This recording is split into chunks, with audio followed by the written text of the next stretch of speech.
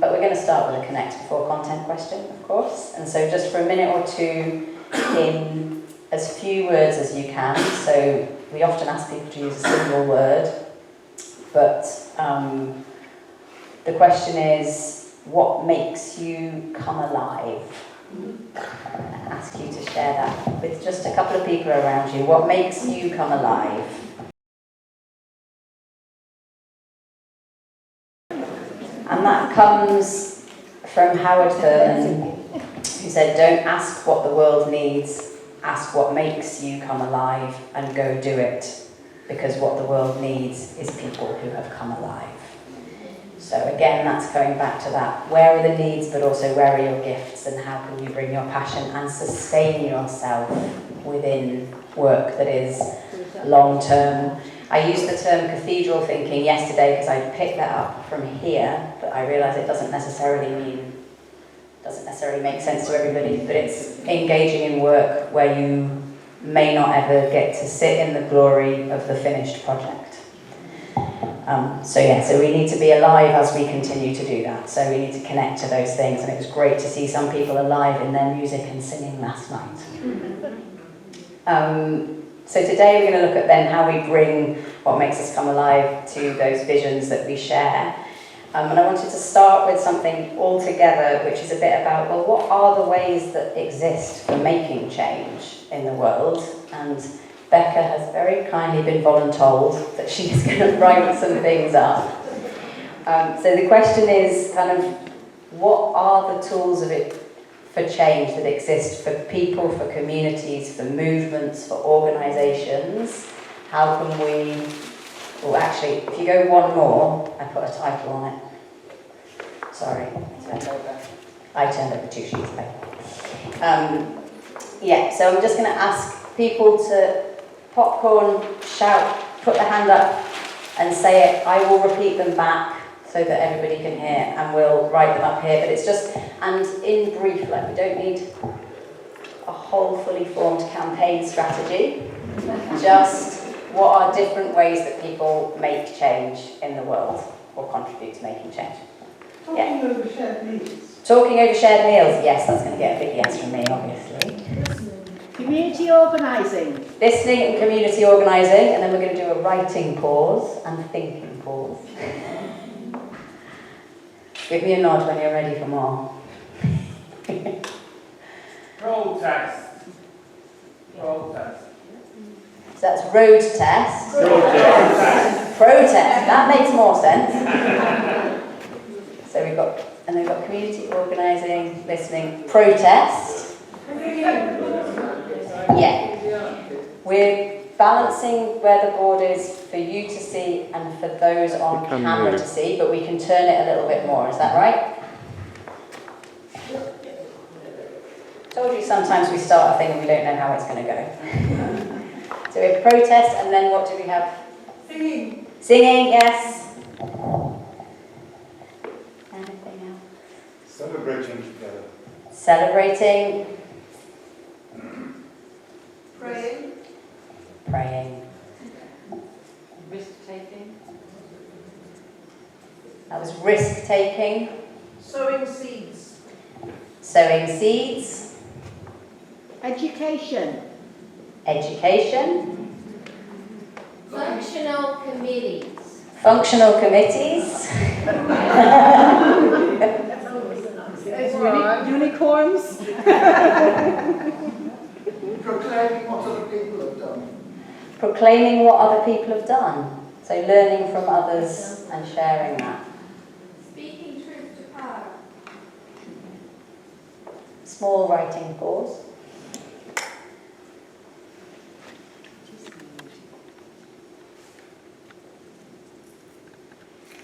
Thanks, Becca. And then the next one was, speaking truth to power. Sharing visions. Sharing visions. The gospel. The gospel. Doing things. Doing the first step. Taking the first step. Taking a first step. Sorry, what's the... Courage. Being revolutionary. We've got courage and we've got being revolutionary. Utilising the media. Yeah. We did this recently with our summer school and somebody put violence up on the board because it is a tool for change. Not one that we would approve of, that or use. Boycotting. Yeah. You need a boycotting. Non-violent communication. Non-violent communication. Divestment. Divestment. Sanctions. Sanctions.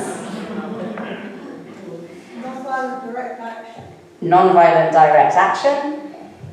Inspiring leadership. Silence. So let's do this. We've got inspiring leadership and silence. Hunger strike. Yes, silence. It was silence rather than science, right? Science also.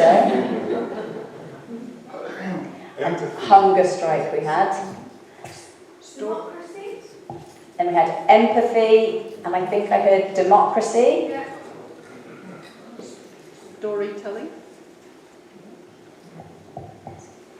Befriending. Then we've got storytelling and befriending. Respect. Craftivism. Real facts.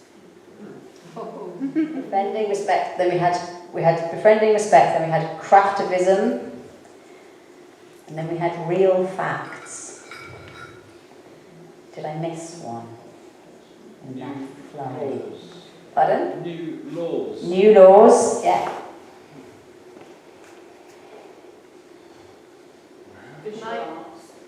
Being realistic. Visual arts and being realistic. I'm going to say collective stillness, which is a riff on silence, but it's different.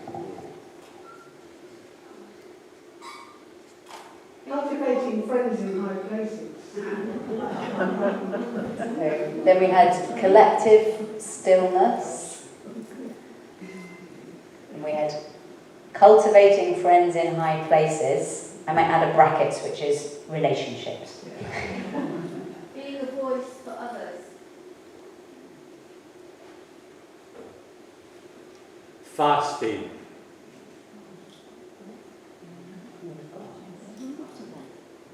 Being a voice for others.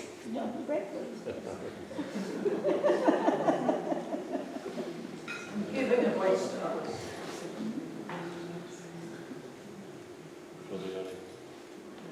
Educating girls. And then we had fasting.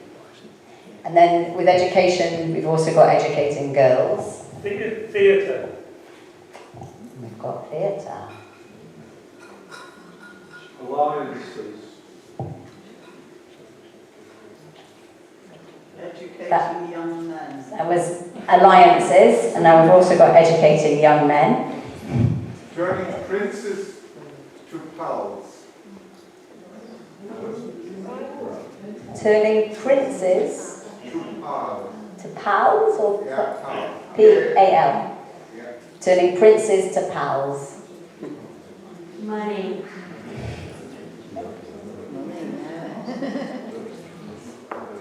Music. So we've got money, which is a reminder that you can buy some foreign currency for change here at the front of the hall in your break. Music, Fake news. fake news. Not all tools for change are changing things in the direction we would like. And giving voice to others. Yeah, we've got the being a voice for others and giving voice to others. Yeah. Becca's doing a very nice job of not only doing them in different colours, but combining things which are holding them in her mind and combining them. Is there something I missed there? AI. So we've got good governance and we've got AI. Offering hospitality.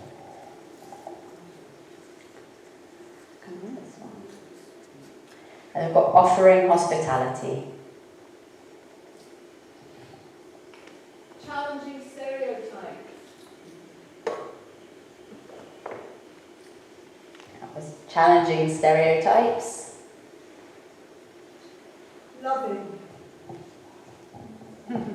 Loving. Resilience. What was that? Resilience. Resilience. Living it and showing it. We've got rules and regulations. And then we've got living it. Am I allowed to paraphrase that into being examples, being patterns, maybe modelling? I just don't want that to be confused that people think that we're on the catwalk. Modelling the change, or living the change. Living the change is a better one. Thank you. You know. Thank you. I don't know. Yeah, I do. And then there was one that was QNO, which is QUNO, but that's hard. Sure. Are there others that people want to share? It's QUNO. Yeah. Appealing to a populist agenda. Appealing to a populist agenda.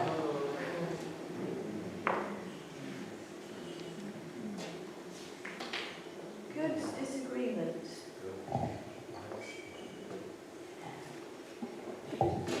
If we're negative ones, intimidate. So we've got good disagreement. So sometimes the friction is a thing that we need for change. And then we've got, in terms of negative ones, we've got intimidation. Using the platform available. Using the platform available. And if we tie that in our minds with the giving a voice to others, that's using the platform available, creating platforms and expanding platforms, I think. Like, how do you make sure there's space for everybody? Any final ones to call out for instance? I wonder if there's also a positive intimidation, like something to set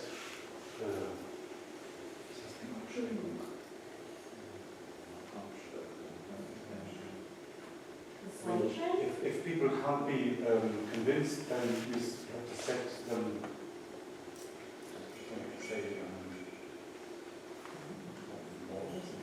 So what we're looking for is what the positive equivalent of intimidation is. And there may be a word in What's German. the English word for Abschreckung?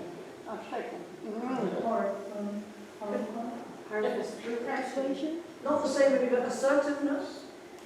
No, Assertiveness.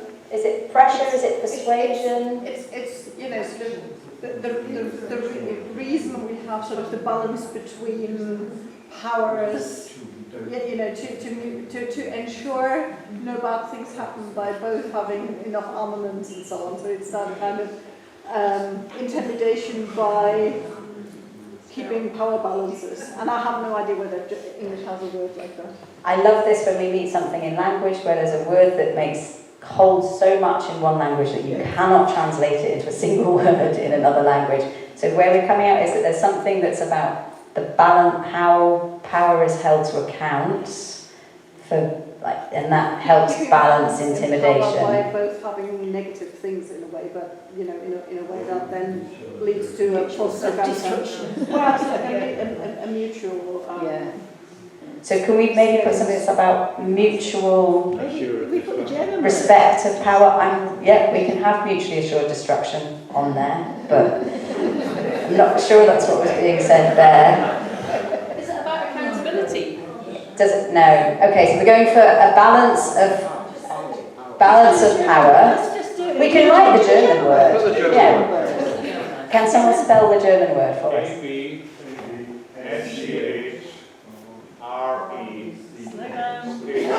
ABS. One voice. Volunteered. Thank you.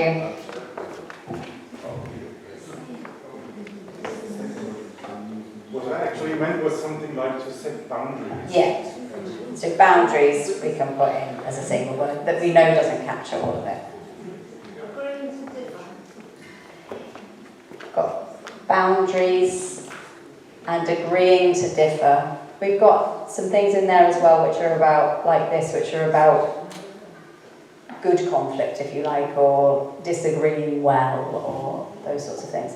Do we have a conversation? Let's put conversation in there. And then is there anything else burning before we move into the next part of the Using discussion? stand-up comedian skills. Okay. We've got comedy. Risk-taking. We've got risk-taking. So we're going to do one last burning one. Martyrdom. Martyrdom. Now, interestingly, I have been in campaign discussion conversations around conscientious objection to military service, where we have talked about, and it happens in other campaign circles, not full martyrdom, but campaigns where you know that people are going to be arrested, detained and jailed as part of how you bring something into prominence and cause change. So that level of personal sacrifice being part of how you can drive change is definitely part of a lot of campaign discussions. Where's the line of personal sacrifice? So really interesting. Thank you very much. What I'm going to ask you to do now, so there are a lot of things that we can do, some of which are more appealing, some of which I wouldn't advise. And what I wanted you to do is just spend a couple of minutes, again with the people around you, and think about, of those, what are the tools for change which you think align with your faith? And which of those do you think someone would undertake individually, and which they would be undertaking collectively? So the questions are thinking about those things that were called out, or other things you can think of when we think about tools of change, which align with your purpose, so with your faith, which are for individuals, and which are collective. And just share that in your kind of close to where you're sitting, and then 2-3 people around you.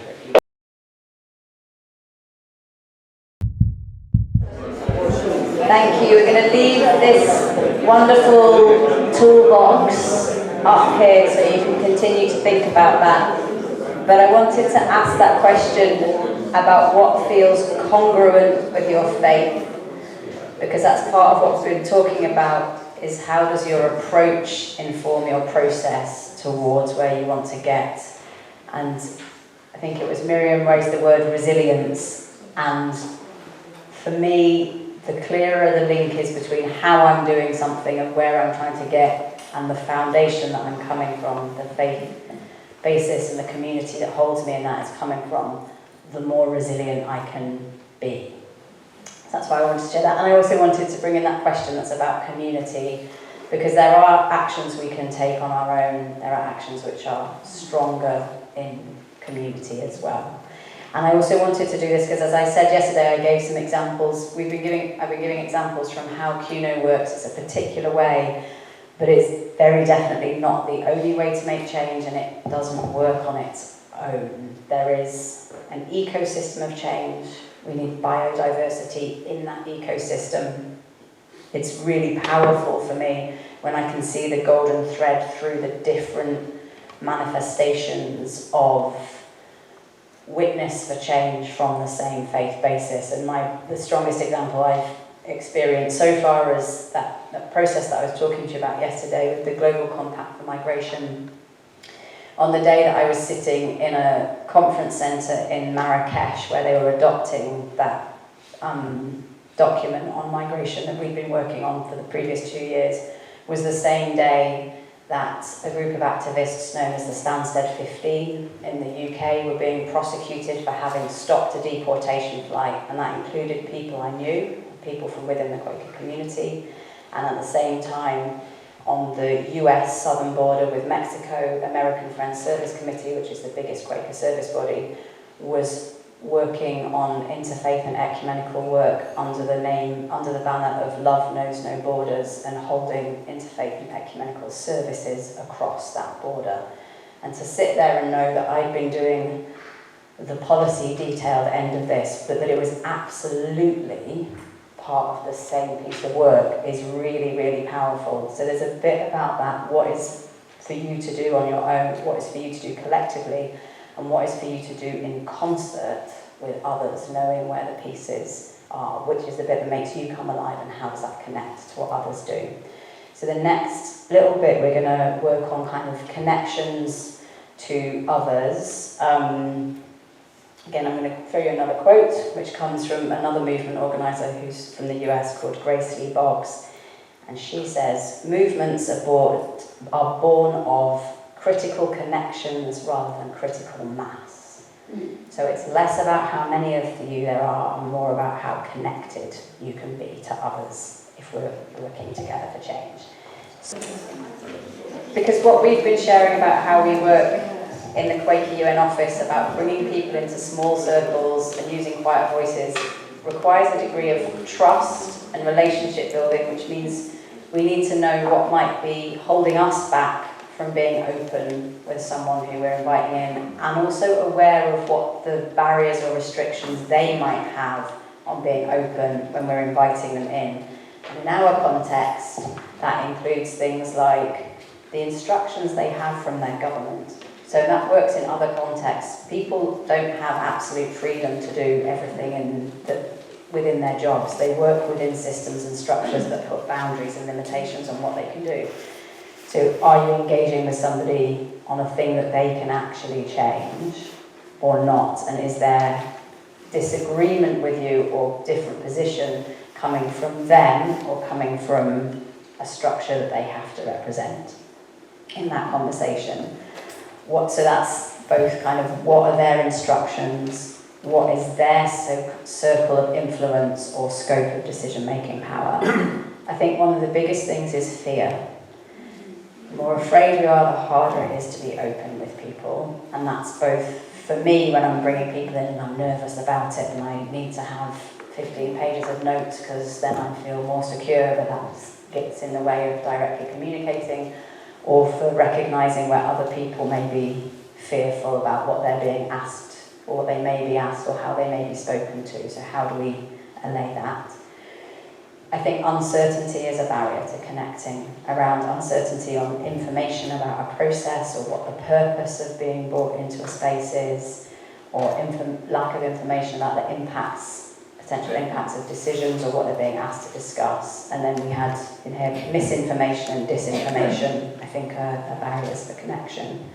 Time. People are really busy with a lot of things going on. So can you have enough time with someone to build the relationship you need to build? For us, when we work, and again in other contexts, the conversation that you're having might be really focused on one particular thing, but it is happening in a context where many other things are happening that may be influencing it. So really specifically for us, we might be talking about one negotiation and one set of a government's positions, but changing those involves, for them, deals and exchange with others on other topics that are outside of that conversation. And we may not be able to influence that, but being aware of how that's impacting on the person you're bringing into conversation and what that might allow them to do.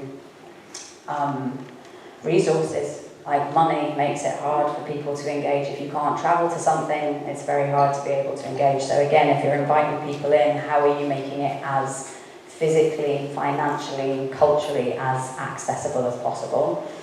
And then, language barriers, as I said, that might be languages as we think of them, but then also the language or the jargon or the terms that are used. If you're less familiar with that, it's less easy to work in a space. So that's some of the barriers that we come across and try to think about intentionally, how do we overcome them. And before we go into the break, I'm going to share some examples from how we try to think about that and how we try to overcome that in the way in which we create small circles. And one of those is about being intentional and having integrity about the different roles that we play. So at CUNO, we are an advocacy organisation in a small circles and quiet voices approach, and we are a convening organisation. And I do advocacy and convening with the same people, but not at the same time. And so being really clear, we're inviting you into this space so that we can facilitate a conversation amongst you. This is not so I can tell you what I think. So that kind of clarity of purpose as you bring people in can help with connection and transparency of purpose. meeting people where they are, so either literally or figuratively, starting with curiosity in terms of trying to find where there may be alignment. I've found it really helpful to be upfront with the diplomats we work with from countries where I know that their instructions are not going to be in alignment with positions that CUNO would hold. So, for example, with UK diplomats around migration, very early on in the conversation, I'll say, I'm pretty sure that the things that we would like to see come out of this process are things that you may not be able to support.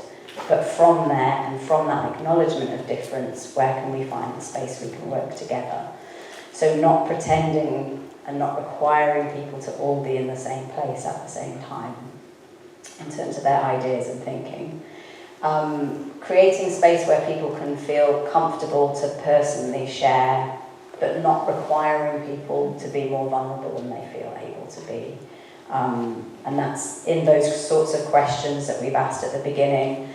You can choose how vulnerable to be in those. And we can want people to be really, really open, but you can't, if you force people to be more open than they feel comfortable, that's not a safe and open space. So the way in which a question can allow people to share as much or as little as they feel comfortable helps build connection.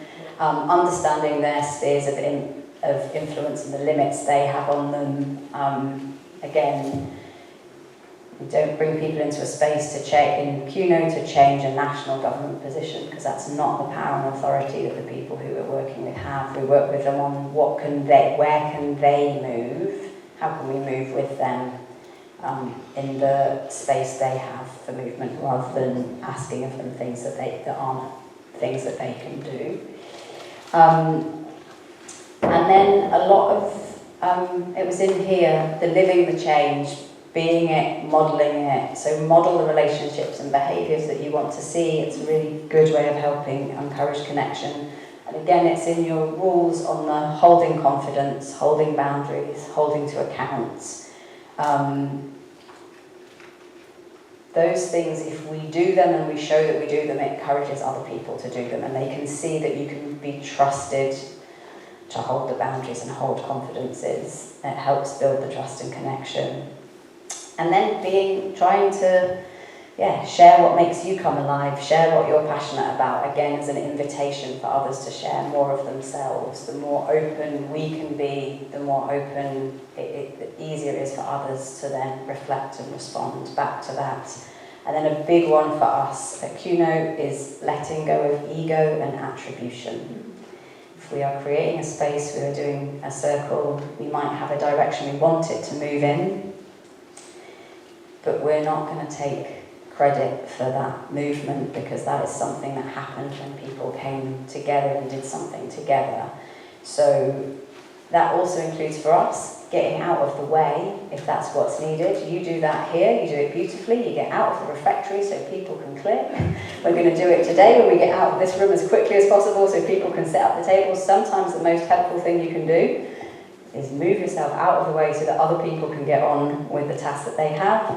And one of my favourite examples on this is we did a convening with a new global refugee-led network for advocating on behalf of refugees by refugees in UN spaces. Wonderful, amazing thing. Brilliant group of people. We're so glad, so excited to be working with them.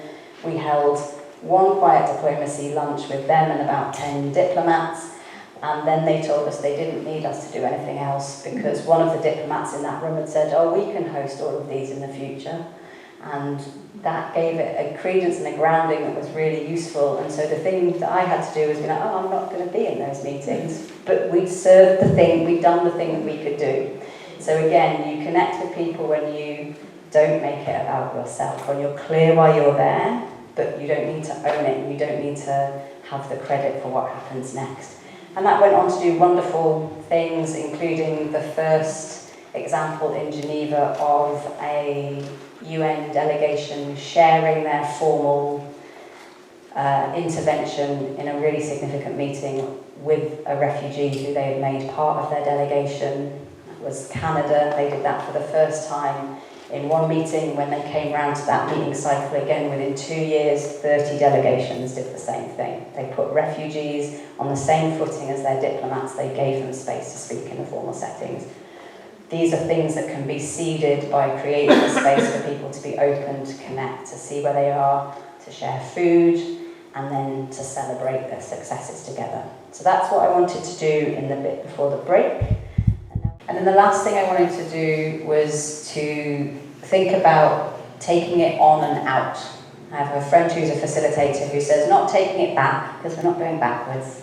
We're taking ideas on and out.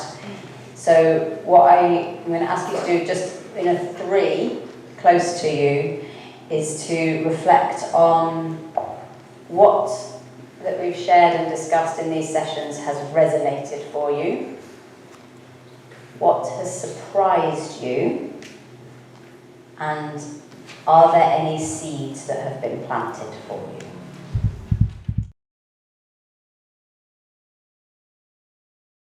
So thank you very much indeed for your time, and I look forward to seeing how you unfurl next.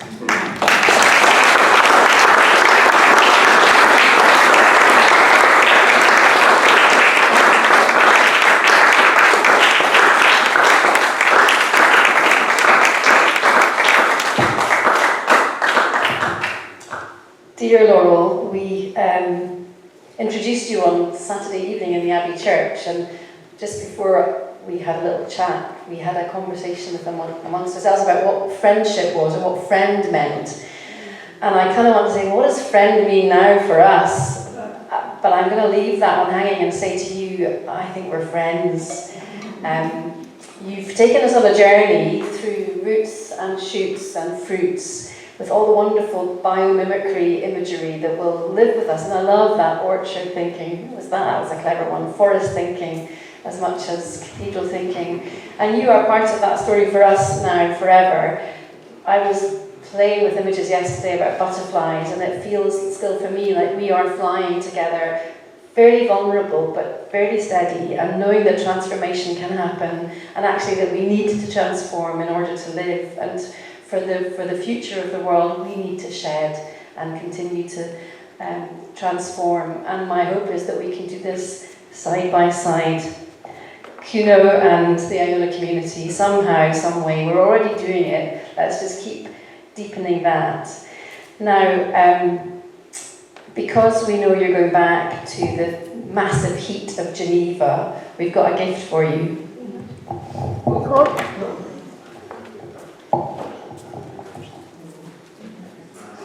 Really have.